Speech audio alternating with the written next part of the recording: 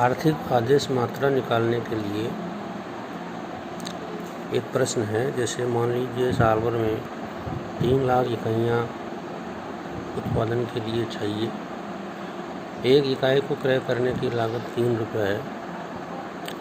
Carrying cost 10% of purchase price है, यानी कि 3 रुपये का 10%। रेंट एंड इंश्योरेंस एक्सपेंसेज है 45 पैसे per unit. Cost per order placed 20 रुपये। तो अगर हमको इसमें इकोनॉमिक ऑर्डर क्वांटिटी ज्ञात करना है तो सूत्र के अनुसार 2 गुना एनुअल कंजम्पशन 3 लाख गुना ऑर्डरिंग पर कॉस्ट 20 रुपये अपॉन 3 रुपये का 10% 30 पैसा और 45 पैसा रेंट इंश्योरेंस, यानी 75 पैसे का भाग देंगे हम 2 गुना 3 लाख गुना 20 रुपये में, तो 1,60,60,00,000 आएगा। इसका अंडर रूट लेने पर 4,000 इकाइयाँ आएगा। इसका अर्थ ये हुआ कि इकोनॉमिक ऑर्डर क्वांटिटी यानी कि आर्थिक आदेश मात्रा 4,000 इकाइयाँ हैं। प्रत्येक बार जब भी आदेश दिया जाए 4,000 इकाइयों का दिया जाए। अब यदि प्रश्न ये पूछे कि एक वर्ष में कितनी बार ऑर्डर देना पड़ेगा, चूँकि हमको 3 लाख इकाइयों की आवश्यकता है साल भर में और एक बार में हम 4,000 इकाइयों का आदेश देंगे तो 4,000 का भाग दे देंगे, 75 ऑर्डर आएंगे साल भर में।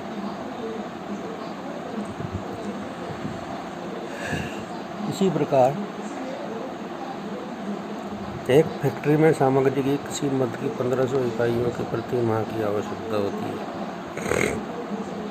जिसकी लागत प्रति इकाई 27 रुपये है। प्रति आदेश की लागत 150 रुपये। संग्रहालय में इसे रख रखाव पर सामग्री मूल्य के 20% व्यय होते हैं। आर्थिक आदेश की मात्रा तथा वर्ष में दिए जाने वाले आदेशों की संख्या निर्धारित करिए।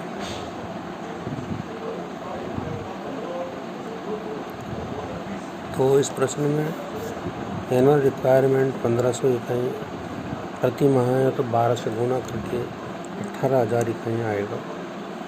सूत्र में 2 गुना 18,000 में एक ऑर्डर की कॉस्ट 150 रुपये, इसमें भाग देंगे 20% और 27 रुपये का। ऐसा करने से 1,000 इकाइयाँ आएगा। आर्थिक आदेश मात्रा 1,000 रुपये इकाइयाँ हुआ और साल में ऑर्डर की संख्या 18,000 में 1,000 का भाग देने से जो आएगा वो होगा।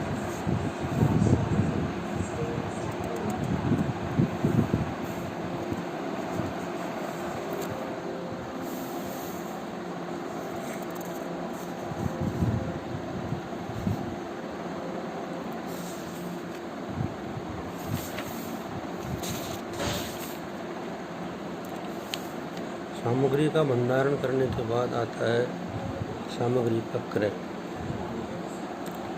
सामग्री की क्रय प्रक्रिया।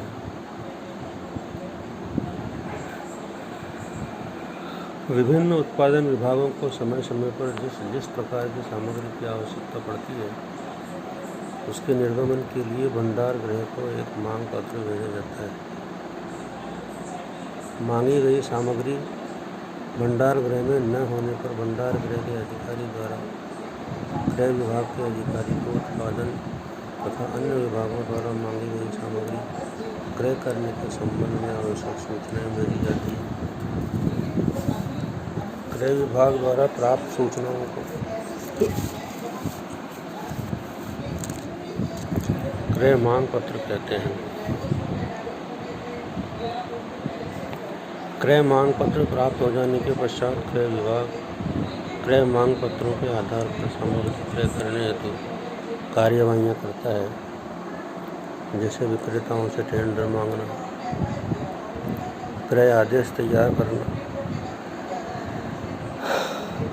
क्रय आदेश भेजना, क्रय आदेश का अनुवर्तन यानी फॉलो अप करना, सामग्री प्राप्त करना, उसकी जांच करना, बीजक की स्वीकृति एवं भुगतान करना।